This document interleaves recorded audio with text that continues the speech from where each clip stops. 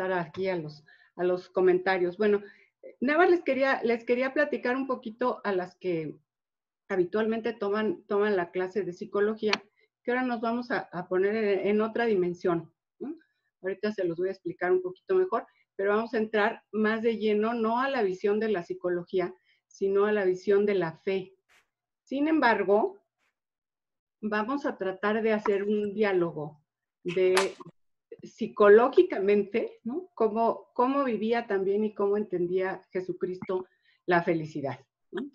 Entonces, ¿se acuerdan de este cuadrito que con frecuencia lo uso en las presentaciones para decirles algo que ahora en este momento, como estamos viviendo la vida en una pandemia, en una situación de dificultad, ¿no? Pues podemos tener cualquiera de las dos posturas que tienen los que van en esta barca. Si se fijan, los que van del lado de la oscuridad están quietos, están tranquilos, no están haciendo nada, y los que están de este lado están luchando contra la tormenta. Entonces, la actitud que nos conviene no es una actitud pasiva, sobre todo en relación a lo que sentimos, a los sentimientos. A veces hay que establecer un duelo con los sentimientos, una pelea, cuando nos están ganando los sentimientos negativos que nos pueden llevar pues a zozobrar, ¿no?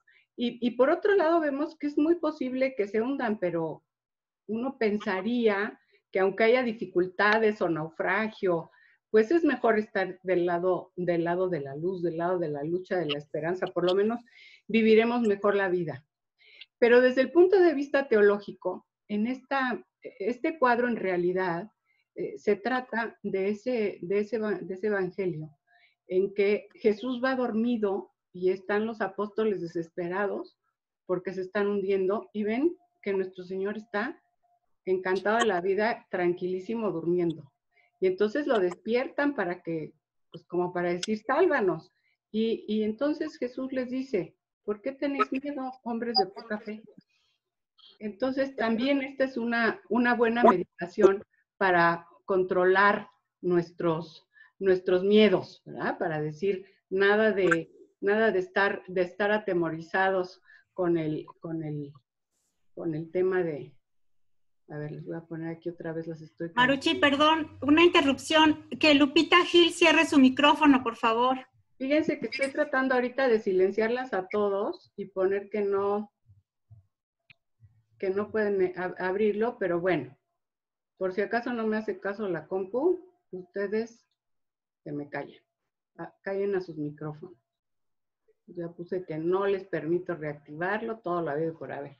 Pero gracias. Bueno, entonces estamos aquí en esta comentando que muchas veces, y Jesús dice, no tengan miedo.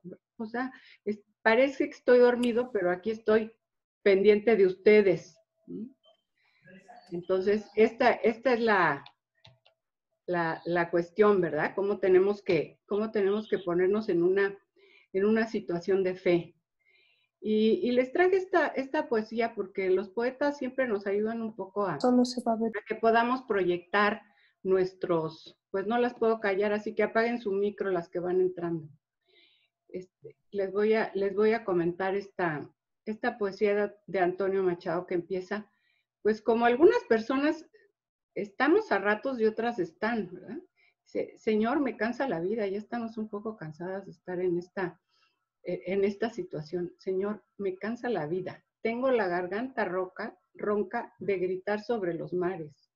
La voz de la mar me asorda. Señor, me cansa la vida y el universo me ahoga.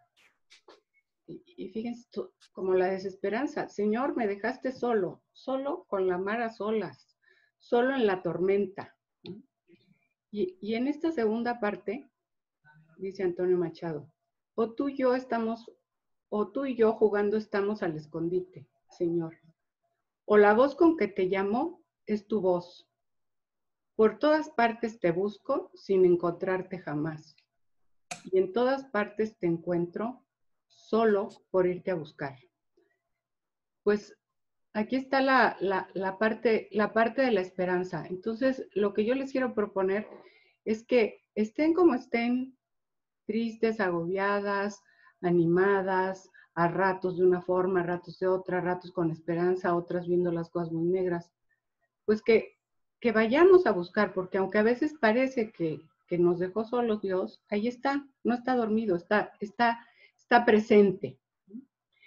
Y ahora les voy a poner una laminita de mi profesor y amigo Alejandro Armenta, que tiene la capacidad de hacer unos mapas mentales impresionantes para que nos situemos en el plano de conocimiento que vamos a estar. Entonces, fíjense, ¿cómo conocemos los seres humanos? A través de la experiencia, a través de las vivencias, de lo que nos va pasando. Es nuestra primera manera de aprender, de hacernos de las cosas, de percibir. Y esa la usamos siempre. Pero la experiencia tiene unas características, que es mi experiencia. Entonces, mi experiencia no me da todo el conocimiento. Y si yo trato de conocer muchas cosas solo a través de mi experiencia, pues me va a faltar. Pero si no tomo en cuenta mi experiencia, si no tomo en cuenta la evidencia que me da la experiencia, también puedo tener un conocimiento, vamos a decir, parcial, ¿verdad? Después está el conocimiento científico. Y fíjense, la ciencia, la primera, vamos a decir, como reflexión que hace el hombre para poder avanzar después hacia la ciencia, es buscar por qué pasan las cosas, cómo son las cosas, lo más esencial de lo que ocurre. Esa es una forma de conocer por las cuales, fíjense cómo nosotros nos preguntamos ahora, ¿y por qué pasará esto? ¿Y qué habrá hecho? ¿Y por qué? ¿No? O sea, tú tratas de buscar pues la información que te ayude, pero también te preguntas, más allá de lo que te da, de las aportaciones que te da la ciencia, la biología, la medicina, tú tratas de entender por qué estamos en una situación así, ¿verdad? ¿Qué nos quiere decir esta situación? Pues otra manera de conocer son las ciencias y tienen sus métodos específicos, ¿no? Fíjense cómo la experiencia se basa en lo que me va pasando, y si yo generalizo y digo que es ciencia lo que a mí me ha ido pasando, o simplemente digo que lo esencial del amor es que los hombres son los desgraciados porque mi experiencia es esa, pues voy a tener un conocimiento muy parcial. Por eso me ayudan las ciencias. Las ciencias, cada una tiene su método. Y particularmente ahora vamos a entrar a dialogar un poco con la psicología y con las ciencias de la felicidad para tratar de encontrar en algunas cosas que dice Jesucristo, si está de acuerdo o no con las ciencias de la felicidad, ¿no? Otro ámbito del conocimiento es la ética, ¿sí? Sí, es bueno que ocurra, ¿verdad? O sea, a partir de la experiencia. Pero ahora nos vamos a situar en otro plano del conocimiento, que es la fe, ¿no? O sea, la teología, ¿verdad? No, como parte de que nosotros, a ver, ¿sigue estando la señal? ¿Sigue estando bien? Si alguna no tiene señal, sálgase y vuelva a entrar. Está bien, Marucci. Bueno, sí se ve y se oye. Si alguna tiene problemas, pues, a ver. Bueno, ahí está Lila, que no sé qué pasó con ella. Entonces, en el ámbito que nos vamos a mover ahora es en la teología. O sea, vamos a tratar de estudiar la palabra de Dios y la interpretación de la palabra de Dios, pero para esto partimos de la fe, ¿no? De que creemos en Dios y específicamente que creemos que Jesucristo es Dios, que creemos en Él. Entonces, este va a ser como la parte del conocimiento en el que nosotros estamos. Obviamente, la teología no se estudia con los métodos de las ciencias, porque parte de la fe, ¿sí? Lo único que vamos a dialogar es a ver si encontramos alguna contradicción con lo que nos dicen ahora las ciencias de la felicidad y lo que dice Jesucristo, ¿no? Entonces, bueno, fíjense, ¿cómo necesitamos para tomar esta clase abrirnos a Dios, abrirnos al absoluto, dejar que Dios nos toque, dejar que nuestro corazón se abra a lo que Él nos va diciendo en cada momento? Entonces, vamos a ver qué dice Jesucristo sobre la felicidad. Y la manera en que habla Jesucristo es una forma como muy específica de Él, ¿verdad? Como que de repente suelta el bombazo, dice unas palabras tremendas que a veces uno no alcanza a comprender del todo, y a lo largo de toda su vida y de todo lo que va diciendo, eso se va aclarando, ¿verdad? Lo va como matizando, le va dando distintos matices.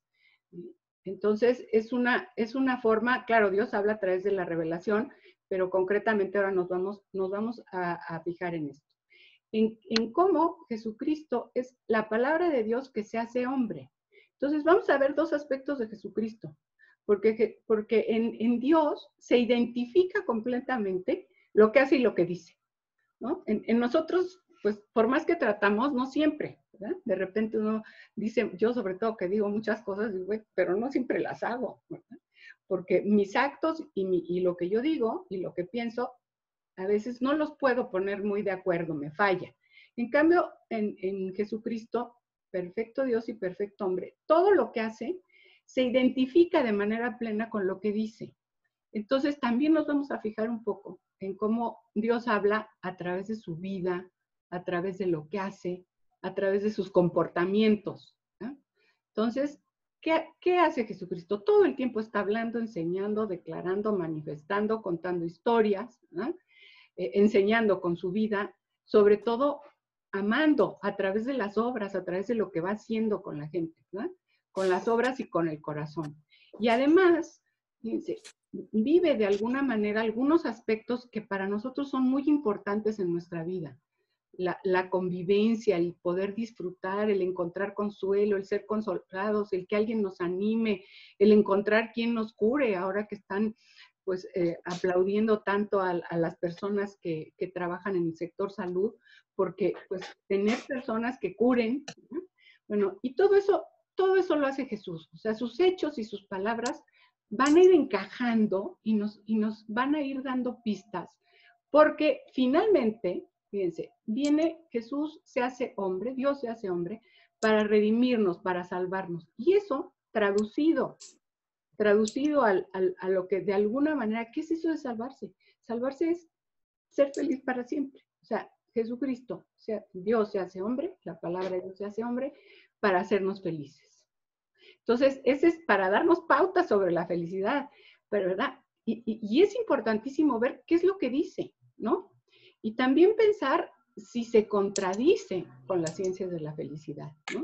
Si lo que ahora la ciencia ha encontrado, qué es lo que sirve para ser feliz y cómo le hacemos, y por acá y hace esto y hace aquello, y se hacen encuestas, investigaciones, se mide con ciertos parámetros, o sea, están estudiando muchísimo la felicidad porque pues de alguna manera los estudiosos de psicología dicen de qué nos sirve tanto rollo si la gente no es feliz, ¿verdad? Si no le damos pautas, si solo estamos curando a la gente o tratándola de curar, cuando ya se estropeó su psique de tanta infelicidad o de tanto dolor. Entonces vamos a ver, ¿verdad? Vamos a estudiar y hay muchísima información usando el método científico sobre la felicidad, ¿verdad? Incluso hay una especie ¿verdad?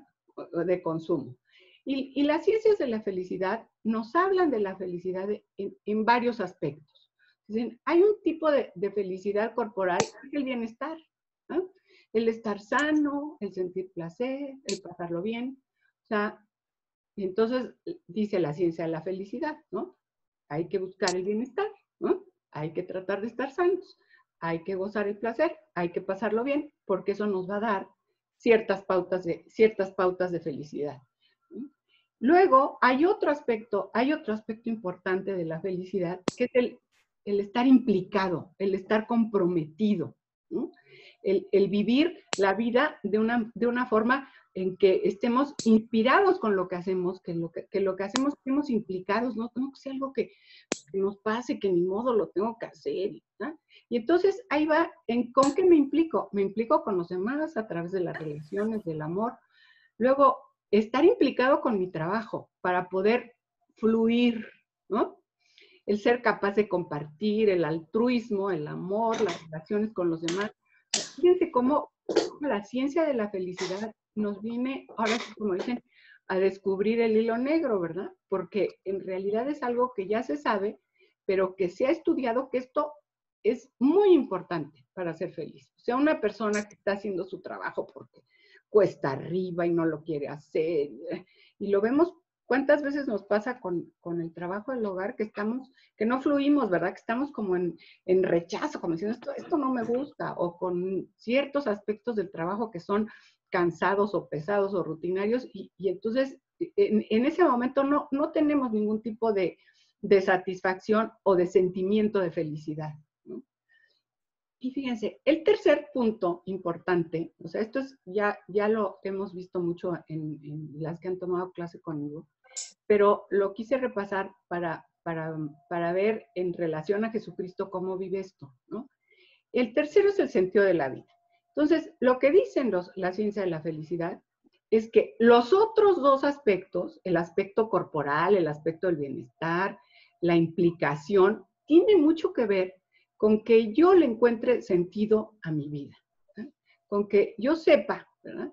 Y en cada momento y en cada circunstancia descubra, redescubra, porque la vida tiene sus cambios. Y aunque yo a veces lo tenga claro, de repente digo, ay, ahorita en este momento, ¿no? O sea, ¿cómo el sentido de la vida, que es una búsqueda constante, que a veces nos funciona mejor, de mi propia misión, ¿no? Hay algo que yo tengo que hacer que demanda mi existencia. O sea, yo no estoy aquí de gratis, ¿no? Yo no estoy aquí para nada. No soy así un ser lanzado al vacío y a la nada, ¿no? Sino que hay una misión, hay algo que me permite encontrar ese sentido de mi vida y al cual yo tengo que responder con mis actos y con mi modo de ser. Bien, si no está bien esto, es decir, si esto nos falla, si nosotros no tenemos sentido de la vida, si no sabemos cuál es nuestra misión, obviamente vamos a buscar demasiado bienestar y demasiada salud, y voy a poner aquí una carga durísima en lo corporal, porque lo demás me falla, ¿no? Y me viene por acá, como no tiene sentido muchas cosas, me meto en el trabajo y soy ya enfermo de tanto trabajar, ¿verdad? Ya me volví workaholic, vivo para trabajar, porque eso no le acabo de ver el sentido, ¿no? Entonces, estos tres aspectos, Jesucristo los tiene perfectamente bien ordenados, ¿no? Entonces, si nosotros vemos esa capacidad de trascender y cómo Jesucristo constantemente y a lo largo de toda su vida, lo que está siempre presente es su misión, a lo que vino al mundo. ¿Por qué? ¿Por qué Dios se hizo hombre? ¿Por qué concretamente Jesucristo? ¿Por qué yo me hice hombre? ¿Por qué estoy aquí? ¿Ah? O sea, eso está presente en todos sus actos, ¿verdad? Entonces, esa cuestión de cómo no se contradice la ciencia de la felicidad con lo que Jesucristo dice y hace, ¿no? Entonces, nosotros vemos a Jesucristo gozar, lo vemos disfrutar, ¿no? O sea, muchas veces el Evangelio, como la vida de Jesucristo y su palabra son felices, o sea, se nota que goza la vida, ¿no? Que disfruta de las personas, ¿no? Que disfruta de la convivencia, que hace ejercicio, ¿no? Yo me acuerdo cuando fui a Tierra Santa, que yo creía que todo iba a ser así, como la colonia del Valle, ¿no? Como una colonia así en que ibas a una tiendita de un lado y 3 cuadras estaba Cafarnaún y a las otras. Y a la hora de que ves las distancias, dices, no, pues no cabe duda que Jesucristo era un atleta, ¿no? Súbete al Monte Tabor a patín, 1 hora de camión. Entonces, pues esto se ve que estaba bien, ¿no? O sea, no estaba de moda en aquellos tiempos como está ahora, ni tampoco es una cuestión que la gente tuviera presente. Sin embargo, estaba en forma. Luego dice uno, pues, ¿haría respiraciones profundas? Seguro que sí, porque imagínense a la hora de que los apóstoles empezaban con sus preguntitas así medio tontas, o San Pedro con su impulsividad, seguro respiraba profundo.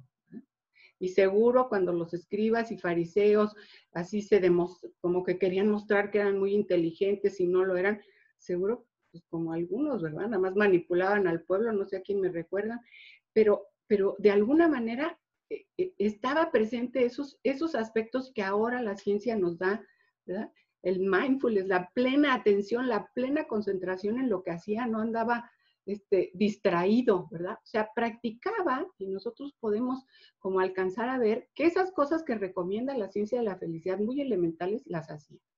¿Disfrutaba Jesucristo el placer y el bienestar? Pues vamos a pensar en el spa, que le organizó María Magdalena, ¿verdad? Aromaterapia, ¿verdad? Rompió el perfume de nardos y venía cansado de andar caminando, de andar por ahí enseñando, y pues le hace lo que ahora llamamos un spa de piecitos, ¿verdad? Un masajito, se los unge, se los lava, se los seca, y cómo Jesucristo lo disfruta, ¿no? O sea, y lo agradece y le gusta. Pero lo que es muy interesante es que no se queda nada más en el placer, sino que inmediatamente se da cuenta de que es una persona que le está haciendo un servicio, se refiere a ella, se lo agradece, se da cuenta que lo está haciendo con amor y de alguna manera la consuela, porque está llorando porque había pecado, porque no era digna. Y entonces, más allá del placer que eso le daba, que lo disfrutaba, lo disfrutó normalmente, va hacia la persona. O sea, lo trasciende. Entonces, muchas veces en esta época que hacemos del placer una especie de búsqueda constante y que estamos experimentando, no nos podemos quedar en el qué rico esto, sino en el sentido de que ese descanso, ese verse aliviado de su sed cuando se sienta en el pozo y estar descansando y muy a gusto en la sombrita, no se queda nada más ahí. Siempre tiñe Jesucristo todas las situaciones de su vida, y si no, analícenlas, siempre están teñidas del amor y del cariño hacia los demás, y también de cómo está cumpliendo su misión aún en ese momento. También Jesucristo disfruta muchísimo de la compañía, de la plática, de la chorcha. O sea, en su vida pública, pues está constantemente con las personas, ahora sí que en cortito, con sus apóstoles, platicando con alguien, va a fiestas, a bodas, y disfruta de la compañía de las personas, pero también con ese mismo tinte, ¿no? No con un tinte de, ay, aquí estoy súper a gusto nada más, ¿no? Sino con un tinte de que eso tiene un sentido de cariño, de expresión, y por eso lo disfruta y lo dice, ¿verdad? Como dice, mis delicias son estar con ustedes, me encanta estar con ustedes, ¿no? Me gusta la compañía, que eso es otra cosa de las que la ciencia de la felicidad dice que es muy felicitario, ¿verdad? Luego, la manera en que trabaja Jesucristo fluidamente, consiguiendo ese flow, ¿verdad? La manera en que trabaja bien, con intensidad. Gran parte de su vida de trabajo no la sabemos, no está documentada, el Evangelio no es una biografía, ¿verdad? Entonces no nos cuenta cada aspecto, pero sabemos, ¿verdad?, que Jesucristo trabajaba pues de artesano, ¿verdad? O sea, la tradición pues habla mucho de que San José y seguramente también eran artesanos, o sea, trabajó en eso, y seguramente que en eso lo hacía con toda intensidad, pues preparándose para su misión, pero con toda intensidad. Pero lo que más conocemos nosotros del trabajo de Jesucristo es su vida pública, ¿verdad? Todo ese tiempo que anduvo por todos los pueblos y ciudades, o como se llaman, porque son bastante pequeñas y en aquel tiempo serían mucho más, ¿verdad? Cómo iba haciendo su trabajo de enseñar, de atender a la gente, de cuidar, de hacer milagros, o sea, totalmente metido, al grado que a veces se le hacía tarde, ¿no? Bueno, entre comillas, o sea, que estaba tan concentrado en lo que hacía, que lo estaban esperando al otro lado, y pues como que, espérenme tantito, ¿verdad? Que lo mandaban llamar, que Lázaro está enfermo, y él estaba concentrado. Entonces, también este aspecto de la felicidad, podemos ver que Jesucristo lo vivió. El jugar con los niños, el pasar un momento divertido, esto es otra cosa que recomiendan mucho en las ciencias de la felicidad, la compañía de los niños, ¿no? La compañía de los más jóvenes, de los niños, porque los niños pues tienen algo especial, ¿verdad? Viven el momento, están implicados. Y Jesucristo juega con los niños, ¿verdad? Cuentan ese detalle, ¿verdad? Que además les dicen, no, llévense a sus niños, señoras, porque seguramente están molestando al Señor, que tiene otra cosa más importante que hacer que estar aquí jugando con sus niñitos. Y sin embargo, Jesús está ahí y les dice, dejen que los niños se acerquen a mí, no se los impidan. Y además, fíjense, otra vez da el brinco, ¿verdad? Es decir, porque de ellos es el reino de los cielos. O sea, fíjense cómo son los niños, Y nos da ahí una enseñanza a partir de una situación que él está disfrutando y nos dice que hay que fijarse cómo son los niños, ¿no? Porque ellos están en el reino de los cielos, ¿no?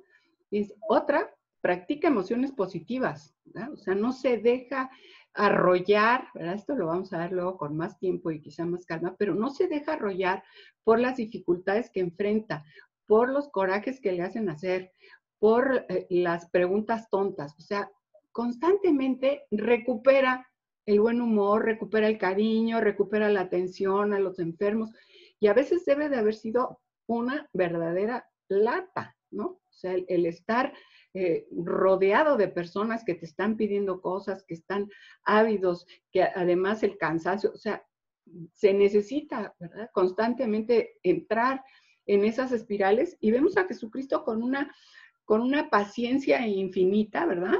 Con una mansedumbre, con una tranquilidad, ¿verdad? Enseñando, o sea, hay muchas emociones positivas que vemos en Jesucristo. Entonces, pero todo esto, ¿cómo está metido en su misión? Él vive de amor y vive para amar. Y eso es lo que constantemente matiza todas esas cosas que son importantes para la felicidad. Y quizá aquí está la primera enseñanza. ¿Cuántas veces nosotros nos quedamos en el aquí y ahora, en la cuestión concreta, en el trabajo de ese momento, en la persona que está, pues, que estamos atendiendo y no le hacemos demasiado caso? Esa implicación de Jesús, ¿verdad? Y ese, incluso en el placer, saberlo disfrutar sin perder de vista que Él vive de amor y vive para amar, es ya una de sus recetas, ¿no? Es una de sus enseñanzas. No tiene como una separación, es decir, mira, ahorita en este ratito me voy a dedicar a la puritita pachanga, a disfrutar nada más, y no voy a tomar en cuenta todo lo demás, ¿no? Porque vamos perdiendo como armonía interior, y a veces buscando en el exceso de placer, en el exceso de pachanga, esa paz y esa felicidad que no encontramos porque hemos perdido de vista o no tenemos el fondo de lo que estamos haciendo. Bueno, fíjense, Jesucristo además va mucho más allá de estas recetas, mucho más allá de lo físico, de lo emocional, de lo psicológico. Y nos suelta esta frasecita, ¿verdad? O sea, fíjense en lo que yo hago, pero mi reino no es de este mundo. Es decir, la felicidad que yo les prometo en este mundo no es plena. Entonces, no es total, no es absoluta, ¿no? O sea, lo que Jesús enseña tiene que ver con la vida eterna, ¿verdad? Es decir, nos encara la eternidad.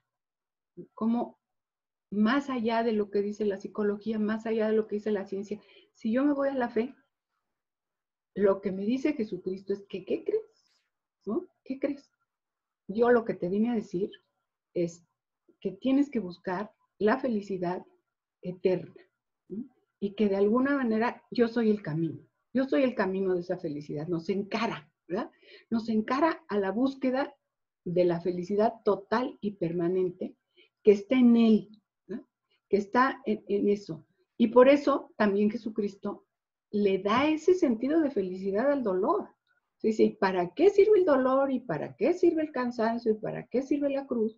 Pues es una especie como de trueque, ¿no? A través de eso, la felicidad eterna se hizo accesible para nosotros. Y hizo Jesús esa, vamos a decir, tomaron la decisión, me imagino, desde la eternidad, o quizá cómo habría sido, cuál sería el medio para salvarnos y abrirnos la puerta a la eterna felicidad. Pues el dolor, porque como sufren, pues para que se den cuenta de que ese sufrimiento no es lo absoluto tampoco, ¿verdad? Terminará. Lo absoluto es la felicidad eterna y el estar en compañía amorosa de Dios. Ese es como el giro que le da Cristo, ¿verdad? Y como casi que en el Evangelio de San Juan, esas palabras de San Pedro, cuando Jesús los está cuestionando, y dice, aquí miremos. a todos los gurús que nos dicen cosas. No, ¿a quién? A quien tiene palabras de vida eterna, a quien nos está prometiendo la felicidad eterna. Eso es una cosa verdaderamente como el amor divino nos salva, ¿no?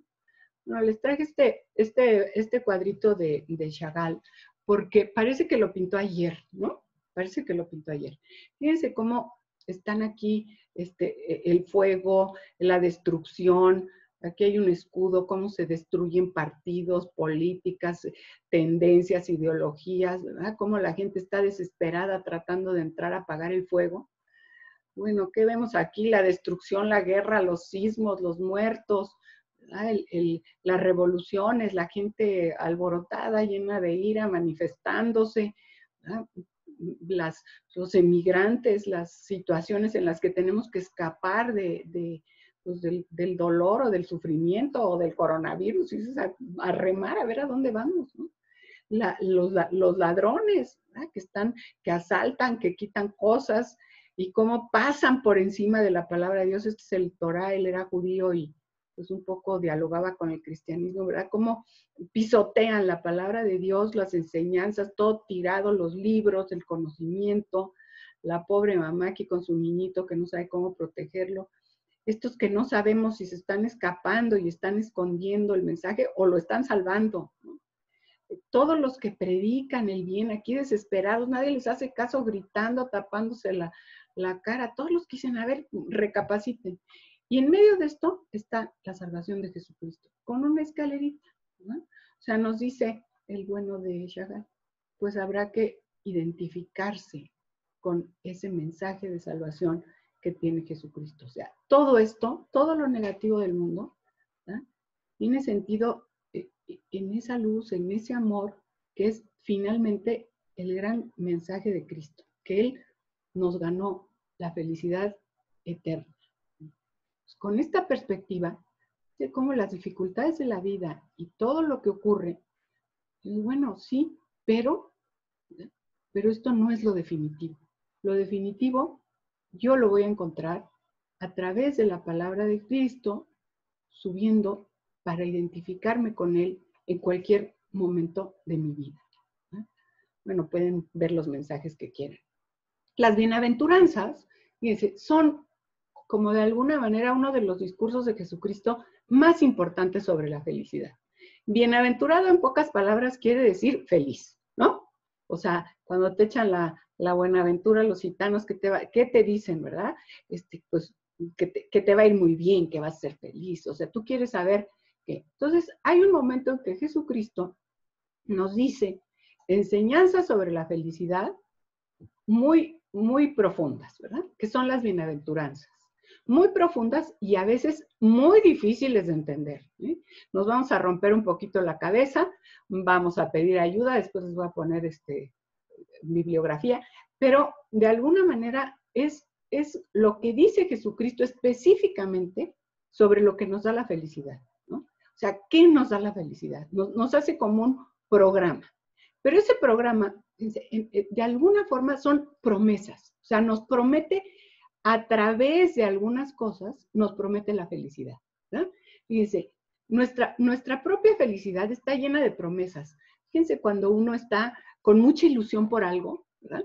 Y con un proyecto que anticipa las cosas, que incluso nos prometemos unos a otros, que nos vamos a hacer felices. O sea, nuestra propia felicidad humana, nuestra manera de entender la felicidad, es siempre un poquito como, ahora sí ya mero, ahora sí ya, ahora que pase el coronavirus, ahora sí voy a ser súper feliz, ¿no?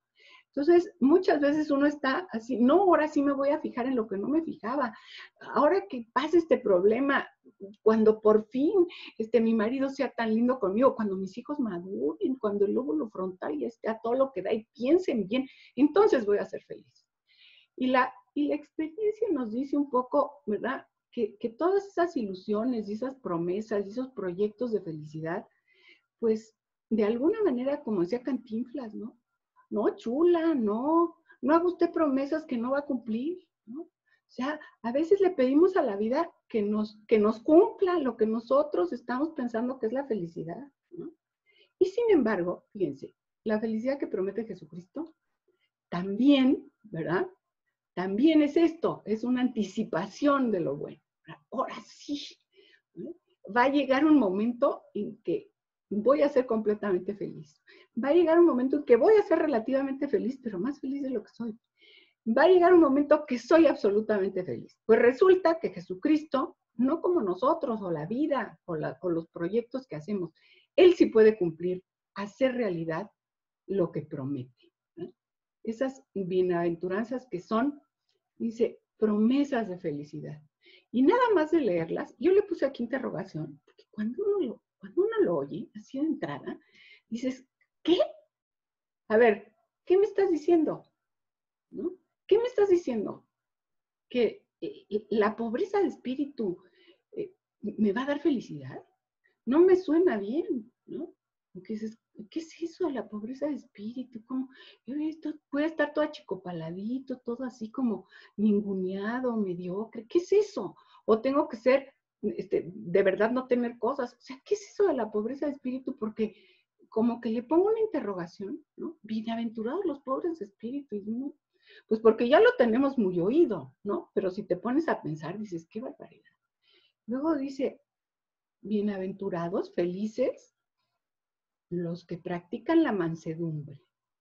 Uno dice, no, pues sí, ahora sí que nuestro Señor, o no sé cómo, pero con toda la gente que me rodea y con toda la situación, ¿cómo voy a estar yo con esto de que voy a ser feliz? ¿Qué será eso? Dejarme que me hagan cosas, no alterarme de nada. ¿Qué será eso de la mansedumbre? ¿Qué será? ¿Y cómo es que me va a hacer feliz? No le veo la relación, la verdad, ¿no? Luego aquí sí se aventó nuestro Señor una promesa rarísima, ¿no? Bienaventurados, felices los que sufren. ¿Cómo? Como que uno dice, pues, ¿qué? Ahora sí que con el sermón de la montaña, ¿qué se había tomado nuestro Señor antes de estar diciendo estas cosas? Porque lo más alejado que yo veo de la felicidad es el sufrimiento y las lágrimas, ¿no? No sé si a ustedes les pase, pero uno dice, ¡qué barbaridad! Bienaventurados, felices los que tienen hambre y sed de justicia, es decir, los que sufren injusticias, los que tienen hambre de Dios, felices. Bueno, eso todavía, ¿no? Si uno tiene hambre de Dios, a lo mejor si tengo ganas de conocer a Dios, puede ser que esté un poco más tranquilo, más contento, pero no me acaba de sonar, ¿no? Luego, esta otra cosa, ¿verdad? La práctica de la misericordia, tan difícil, ¿verdad? Poner el corazón en las debilidades de los demás. Dices, no, es mucho mejor agarrar el chal, criticarlos, ponernos, pues es que se lo merecen. Y luego hay unos que de plano se lo merecen más. Entonces, ¿cómo va a ser una promesa? Y además una promesa que difícilmente voy a poder ser feliz, porque difícilmente soy misericordioso. O sea, contadas las veces que he conseguido ponerme en el lugar de otra persona, hacer que mi corazón de veras esté en su miseria, en su debilidad, con muchos esfuerzos y poquitas. Entonces, me parece como esto como muy inaccesible, ¿no? La pureza de corazón, ay, jole, ¿no? O sea, que voy a ser feliz si tengo el corazón puro. Si en mi corazón a veces hay unos deseos muy torcidos, si de repente siento envidia, si ya vieron todas las emociones negativas, me contaminan, ¿no? De repente, pues el rencorcito, la preocupación. ¿Cómo voy a tener un corazón puro? Entonces, fíjense, bienaventurados, felices los que comunican la paz. Y hay veces que uno no comunica nada de paz, ¿no? Entonces ves el programa y dices, ah, caray, ¿no? Esto que enseña Jesucristo sobre la felicidad está complicado, ¿no? Como que eso está muy difícil de hacer, pero también está muy difícil de querer. Y además me parece que no tiene ninguna relación. A mí lo que me hace feliz creo que son otras cosas, ¿no? Dice, no, ubícate, por aquí va, ¿no? Entonces, como lo dice Dios, pues vamos a creer, ¿verdad? Ah, luego está también la alegría en la persecución, ¿no? Bienaventurados los que andan muy contentos de que los persigan. No, bueno, la verdad, ¿no? No sé ustedes, pero así de entrada uno dice, ¡ay! ¿No? Se queda chico con el grito que da, es decir, si eso es lo que tengo que hacer para ser feliz, pues de plano, ahora sí que me resigno, ¿no? Yo creo que va a estar muy difícil el asunto, ¿eh? va a estar muy difícil el asunto. Sin embargo, fíjense cómo Jesús nos dice, no, éntrenle, lléguenle a mi receta, porque la verdad, no teman hacerlo, no teman seguirlo, no teman tratarlo de entender, porque por ahí va la cosa. ¿Verdad? Pues no se me pongan así aterrorizados. ¿Verdad? Estas promesas de felicidad son, fíjense, son además una oportunidad para que Dios muestre su amor, ¿no? Es decir, para que nosotros veamos que nuestra mentalidad, nuestras fuerzas, nuestra forma de entender la vida no nos alcanza, ¿no? Entonces, si yo voy a creer en las promesas de Dios, le tengo que dar la oportunidad para que Él muestre su amor. O sea, solamente la pobreza de espíritu va a tener sentido en la medida en que entiendo lo que es y le doy la oportunidad a Dios de que muestre su amor. O sea, esas promesas tienen como ese núcleo, ¿no? Las hace Jesucristo porque está prometiendo felicidad a través de su acción, a través de su amor. Es como para que nos identifiquemos con Él y le demos oportunidad de mostrar en nosotros su imagen y semejanza, de mostrar su acción, ¿no? Entonces, claro, hay que ver la segunda parte de cada una, ¿no? Porque en cada una de estas propuestas o de estas promesas hay una segunda parte que es como si dijéramos, a ver, oye, esto tan difícil, pues entonces, ¿qué va a pasar si yo lo hago? ¿Qué va a pasar si consigo vivir esto? ¿No? Entonces, fíjense, cómo da también un programa de felicidad en las respuestas, en la segunda parte de las bienaventuranzas.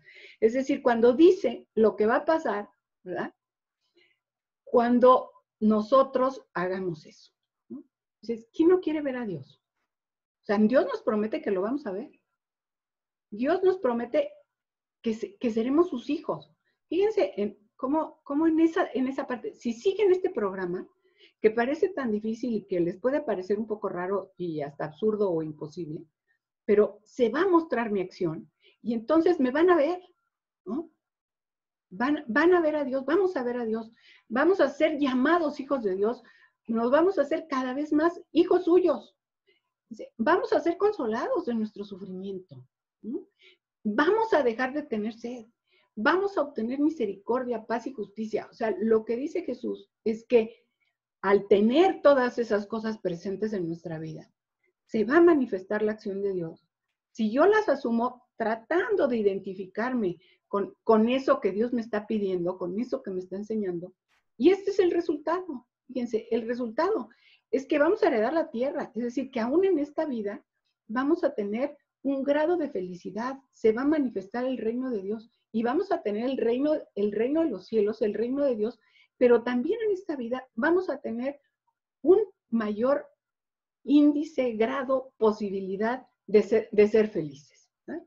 Y vamos a ser recompensados. O sea, ¿quién no quiere ser recompensado con Dios con la más plena, absoluta, permanente y total felicidad? Y esa es la segunda parte, o sea, la consecuencia. Y eso ya nos parece más bonito, ¿no? Como que dices, no, pues eso de ser pobre de espíritu como que no me late demasiado. Ah, pero ¿qué tal? ¿Me van a dar el reino de los cielos? Pues vamos a pensarlo por lo menos con un poco más de profundidad, a ver si así, ¿verdad? Y además voy a ser llamado hijo de Dios. Y qué barbaridad, pues puedo decir que cuando sufra, voy a ser consolado por Dios, que cuando tenga sed de justicia, sed de Dios, eso se me va a conceder, que Dios va a poner su corazón en mis debilidades. O sea, es como decir, ah, caray, no, pues sí está bien entonces el negocio, no estará fácil, pero de alguna manera voy a ser recompensado por el mismo Dios con eso. Que eso, fíjense, constituye nuestros mayores anhelos de felicidad. O sea, lo que yo podría soñar como felicidad, ¿ya? El que Dios me amara a mí personalmente de una forma tan total, que yo pueda ver la mayor belleza, el mayor bien. O sea, a veces a través de las cosas y a través de la vida y de lo que nos gusta, vamos intuyendo, vamos anhelando, pero en el fondo lo que queremos es que eso sea permanente, pleno, total. Queremos a Dios. Y eso ni más ni menos es lo que vamos a recibir. Entonces, la verdad es que está padre, ¿no? O sea, estará difícil, pero está padre, ¿no? Sí. Fíjense, hace una descripción de de lo que es en las bienaventuranzas. Jesús nos explica lo que es tener un corazón nuevo, ¿verdad? Lo que es tener un espíritu nuevo, ¿verdad? Entonces, ¿cómo nos ponen las bienaventuranzas? En esto que les decía hace un momento, nos ponen como ante la visión de decir, a ver, ¿qué es tener un corazón puro? ¿Qué es tener un corazón nuevo? ¿Cómo lo consigo? ¿Cómo consigo que mi corazón sea todo lo que yo quiero que sea mi corazón y poderle barrer todas las cosas que me están estorbando, ¿verdad? Entonces, la esperanza es también una parte importante de las bienaventuranzas, ¿verdad? Es decir, como la seguridad anticipada de que no me va a faltar las gracias, los regalos, la presencia de Dios en ese camino de la felicidad, ¿verdad? La ayuda de Dios, de plano. Entonces, nos describe cómo va a ser nuestro corazón, cómo va a ser este espíritu y cómo vamos a obtener todo eso, ¿verdad? Y fíjense, aquí hay una condición muy fundamental, así como que es el corazón, el meollo del asunto, ¿no? O sea, ¿cómo voy a ser feliz? ¿Cómo voy a ser bienaventurada? Si consigo, ¿no? Que esto es un poco el cómo tiene que ser mi corazón, ¿no? ¿Cómo va a ser cambiado mi corazón? En esta anterior que les decía, ¿qué es esto, verdad? De tener un corazón nuevo, de tener un espíritu nuevo, de alcanzar esas promesas de Cristo. ¿Cómo va a ser? Es a través de la autenticidad. A través de que de corazón, anhele verdaderamente convertir mi corazón a Dios. O sea, es como dijéramos, el condicionante de que se cumplan las promesas. El condicionante es que de verdad y con todo mi corazón y siendo sincero y siendo auténtica de verdad, así desde el fondo de mí, quiera buscar a Dios. O sea, ese es el, ¿verdad? No bastan los buenos comportamientos, no basta que yo diga, yo soy más o menos buena gente, no hago tanta barbaridad, no hago tanto daño. Hasta eso luego hago favores y ahorita estoy aquí participando en unas labores de altruismo. Súper buena onda yo. No. Bueno, sí, también. Pero, fíjense, lo importante, el corazón de eso, es mi autenticidad.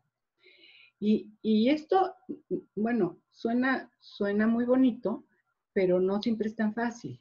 O sea, a veces sentimos que uno está un poco contaminado de otras intenciones. Dices, no, sí, pues sí, yo quisiera convertir mi corazón a Dios, y más o menos. Y bueno, sí, no tan mal, y no portarme tan mal, y a ver si paso de panzazo, ¿no? O sea, para ser feliz, la primera condición, y la que da sentido a todas las recetas que da Jesucristo de felicidad, a todas sus enseñanzas, es esa, ¿no? El que de corazón, de verdad, y que yo busque eso aunque no lo tenga. O sea, hay veces que hay que decir, pues, así como que muy auténticamente no se me ve, ¿no? Como que muy de veras y muy acá, no. No vaya a ser que luego, pues, me pasen cosas medio negativas, tenga yo que renunciar a determinadas cosas. No, creo que está muy fuerte esto que pide Dios. Entonces, te busco y no te busco. Estamos a veces en esa ambigüedad. Entonces, hasta la autenticidad le tenemos que pedir a Dios, pero es de alguna manera esa condición, o sea, y decirlo hasta que se nos quede, ¿verdad? Si de verdad te estoy buscando, de verdad te quiero encontrar. Aunque a veces mi búsqueda, como decía la poesía del principio, aunque a veces la voz con que te llamo es la tuya, pero te llamo, te quiero encontrar, ¿no? Esa es la condición. También en tercer lugar, las bienaventuranzas son un itinerario, un camino, un recorrido, una aventura, ¿verdad? Una aventura de esa unión con Dios, ¿verdad? De eso que yo busco, hacia dónde voy, ¿verdad? O sea, esas promesas de felicidad, ese modo en cómo debe cambiar mi corazón, es además un recorrido, o sea, un recorrido para identificarme con Jesucristo, para tratar de ver qué es lo que es este Dios que se hace hombre, hace y dice, ¿verdad? Y voy a estar más unido con Dios en la medida en que conozco, amo y sigo más lo que dice Jesucristo, ¿verdad? Que además implica renovarme, es decir, no aniquilarme, sino renovarme, rejuvenecerme, ¿verdad? Tener como desarrollar en mí incluso lo que no hay, ¿verdad? Y a través de eso descubrir el amor del Padre que me crea. dejar actuar al Espíritu Santo, que es el amor de Dios, o sea, dejar, abrirme a que el amor de Dios, o sea, ¿cómo me voy a unir a Dios? ¿No? Como que si no me identifico con Cristo, si no trato de quitarme los estorbos personales, si no trato de descubrir ese amor creador del Padre, y si no me abro a la acción del amor de Dios, que es el Espíritu Santo, es muy difícil que yo esté unida a Dios, que yo pueda siquiera realizar el mínimo cambio, y que además sea feliz con ese programita que nos organizó Jesucristo, ¿verdad? O sea, dejar que ese amor de Dios actúe. El itinerario de las bienaventuranzas es un camino de amor, ¿sí? Es decir, es un recorrido, es una aventura de amor. Y la felicidad, dicen las ciencias de la felicidad, ¿no? Que finalmente, ¿quiénes son los que son más felices y de forma más estable? Las personas que están implicadas en el amor, con todas las dificultades que eso implica. Las relaciones significativas, ¿no? Es decir, el darle significado cada vez mejor a las relaciones, ¿no? Es un camino de amor y de misericordia, ¿no? O sea, de abrir nuestro corazón a las demás personas. Este es el camino que proponen, ¿verdad? Misericordia, amor, entrega. O sea, en tercer lugar, esos son, ¿verdad? Bueno, de alguna manera son también un mapa para encontrar el secreto del corazón de Cristo. Dice, es una cosa muy, como que llama la atención, que el primer discurso grande, como solemne, que hace Jesucristo, es el Sermón de la Montaña, que es como si fuera el programa, pero que incluye las bienaventuranzas, ¿no? Allí iba toda la multitud, ¿verdad? Queriendo que los enseñara, así todos siguiéndolo, así como no sé qué tantas multitudes habría allí, pero no tantas como ahora, pero había, ¿no? Y lo iban siguiendo, y entonces como que de alguna manera dice, ¿qué es lo que están buscando? ¿Qué es lo que están buscando en mí? ¿No? Así como los que van a oír a Freddie Mercury o al concierto, lo que están buscando es felicidad. Entonces, toda esta gente que viene por acá, lo que está buscando es felicidad. Entonces, ¿qué es lo más importante que yo vine a hacer? ¿Cuál es mi misión? Mi misión es la felicidad de todas estas personas. Entonces, pues les voy a lanzar aquí este programa, ¿verdad? Entonces, es el primer gran discurso de Jesús. Fíjense qué bonito. Lo primero que nos dice, de una manera así solemne, es cómo podemos ser más felices. O sea, se preocupa de nuestra felicidad, ¿sí? Entonces, esto ya es un mensaje muy fuerte, también como para que nosotros lo pongamos en nuestro corazón y digamos, a ver, ¿verdad? Si lo que Jesucristo quiere es que yo sea feliz, ¿no? Se apuró, o sea, trató como si yo estuviera ahí en esa multitud porque estoy, y dijera, a ver, fíjate, ¿no? Lo que más me importa a mí es que tú seas feliz. Y te voy a decir más o menos cómo, te voy a ir enseñando. Pero también Jesús dice, el último discurso que da en la cruz, las últimas palabras que dice, también como que de alguna manera son un discurso de felicidad, ¿sí? Fíjense, vive en carne propia todas las situaciones difíciles que nos podemos imaginar, ¿verdad? En la cruz, vive en carne propia. Pero va ahí a llevarnos a la felicidad. O sea, en el principio y en el final de su vida, eso es lo que le preocupa.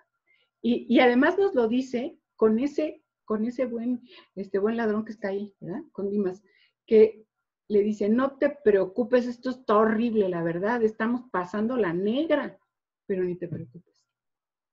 Hoy estarás conmigo en el paraíso. ¿Sí? O sea, termina como diciendo, a ver, oigan, aquí ya les propuse el plan, ¿no? En este primer gran discurso. Quiero que sean felices y les digo más o menos cómo.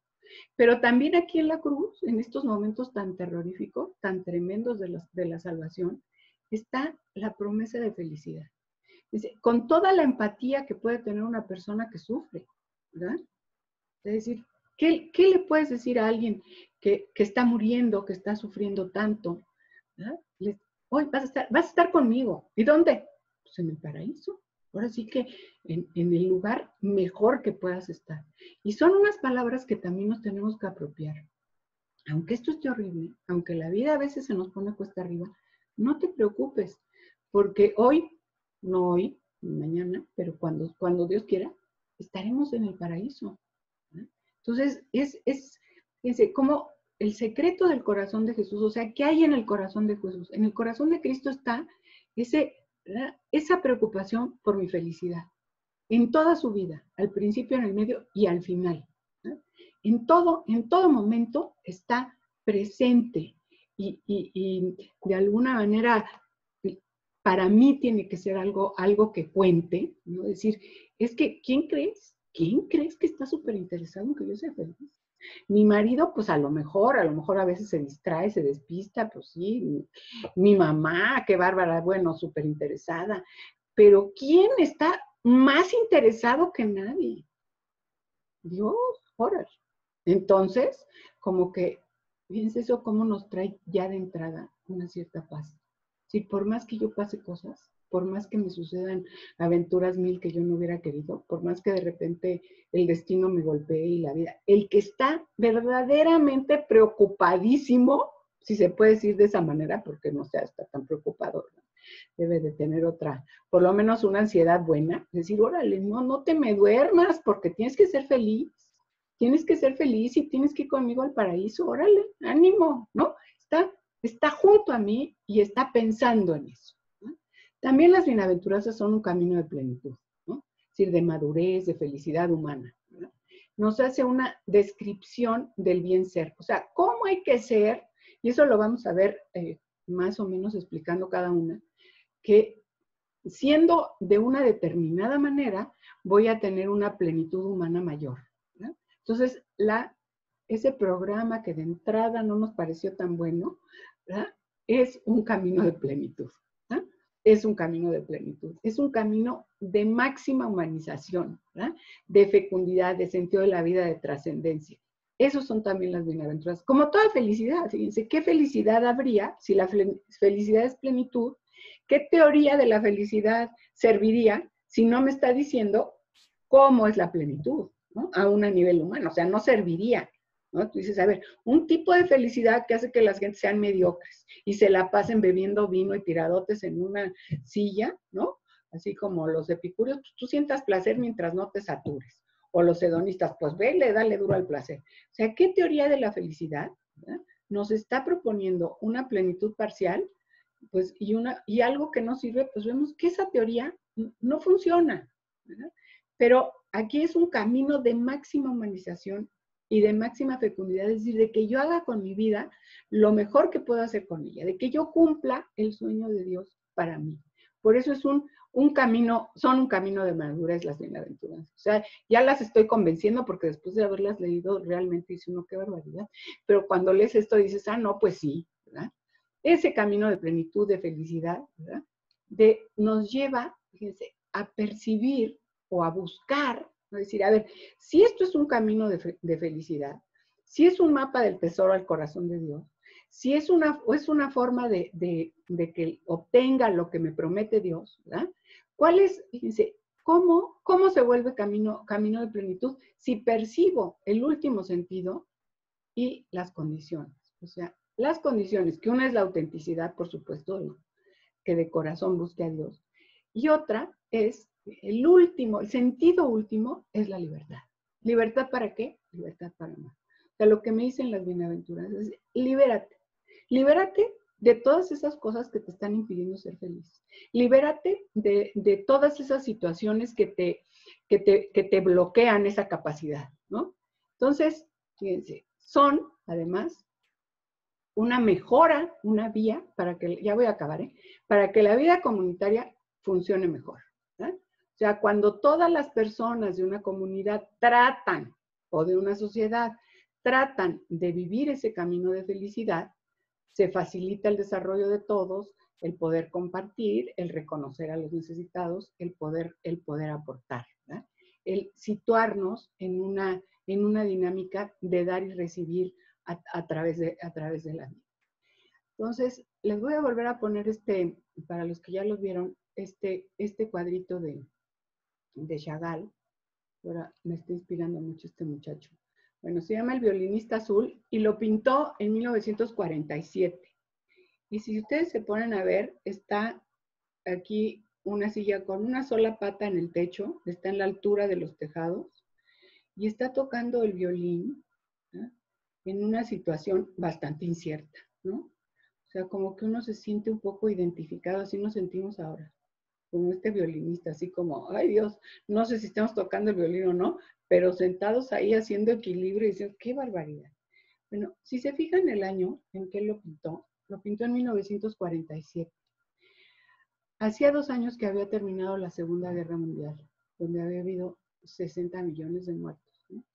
Y pinta un cuadro alegre, esperanzado, en que hay un violinista que está tocando ahí en la incertidumbre, ¿verdad?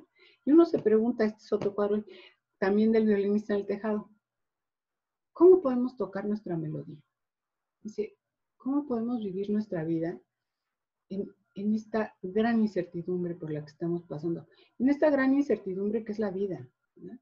En esta y en otras muchas situaciones que vamos enfrentando. ¿Cómo a pesar de que yo estoy parado en un solo pie o sentado en una silla apoyada en una sola pata en el techo, ¿verdad? Y que me puedo despeñar, cómo puedo seguir, ¿verdad?, tocando la melodía de mi vida, viviendo mi misión, viviendo plenamente mi vida, ¿verdad? Si además tengo la certidumbre de sufrir, ¿cómo puedo? ¿Verdad? Dice Neruda, si cada día cae dentro de cada noche, hay un pozo donde la claridad está encerrada. Hay que sentarse a la orilla del pozo y pescar luz caída con paciencia, ¿no? Dice, como a veces cuando vemos negro, ¿no?, hay que situarnos en esa orilla del pozo, igual que Jesús estuvo sentado en esa orilla del pozo y fue capaz de dar agua viva, pues hay que sentarnos, ¿verdad? Porque hay veces que estamos con la claridad encerrada que no vemos y hay que ponernos a pescar luz, ¿verdad? Hay que pescar luz. Dice, ¿quién puede tocar el violín? ¿Quiénes podemos seguir viviendo la vida? ¿Verdad? Solo nosotros, los seres humanos. Dice, enfrentando creativamente la certidumbre, con belleza, con armonía, con esperanza, con fe, con pobreza de espíritu, que esa es la primera bienaventuranza que la vamos a explicar si ustedes tienen a bien venir, ¿verdad? ¿Por qué? Porque Dios nos sostiene, ¿verdad? Y dice, Dios nos sostiene, solamente nosotros podemos. Entonces nos quedamos aquí, que es decir, finalmente, lo que nos va a enseñar Jesús, lo que vamos a tratar de ver, es qué quiso decir, qué quiere decir eso, con lo que yo voy a obtener el cielo, con lo que yo voy a obtener la felicidad en esta vida y en la otra. ¿Cómo le puedo meter, verdad? Y aquí está parado en su hombro un pajarito, ¿verdad? Pero bien puede ser el amor de Dios, el Espíritu Santo, ¿verdad? Y yo tengo que seguir tocando mi violín con la certeza de que Dios me sostiene, ¿no? Esa es nuestra única certeza, porque esa es la promesa de Dios. Y ese finalmente es el punto más importante que nosotros tenemos que tener presentes, ¿no? A lo largo de la vida. Bueno, chiquillas, ¿cómo ven? Tan tan.